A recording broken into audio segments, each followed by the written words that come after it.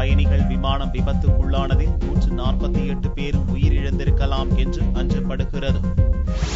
Spain நாட்டிலுள்ள பார்சிலோனாவில் இருந்து ஜெர்மனியில் உள்ள டசெல்டாஃப் நகருக்கு ஜெர்மன் விங்ஸ் எனும் விமான நிறுவனத்தின் விமானம் செவ்வாயன்று சென்று கொண்டிருந்தது.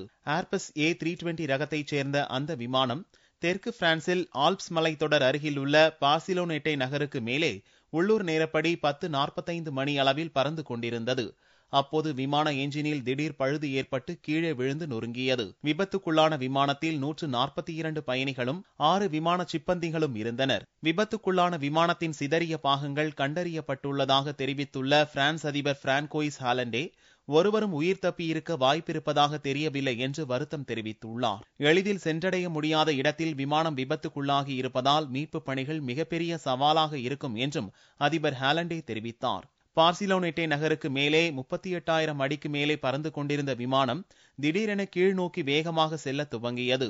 5,000 அடிக்கு விமானம் வந்தபோது விமான கட்டுப்பாட்டு அறைக்கு விமானி அபாய எச்சரிக்கை தகவல் அளித்துள்ளார். ஜெர்மன் நாட்டை தலைமையகமாக கொண்டு செயல்படும் லுஃப்தான்சா விமான சேவை நிறுவனத்தின் துணை நிறுவனம்தான் ஜெர்மன் விங்ஸ் என்பது குறிப்பிடத்தக்கது.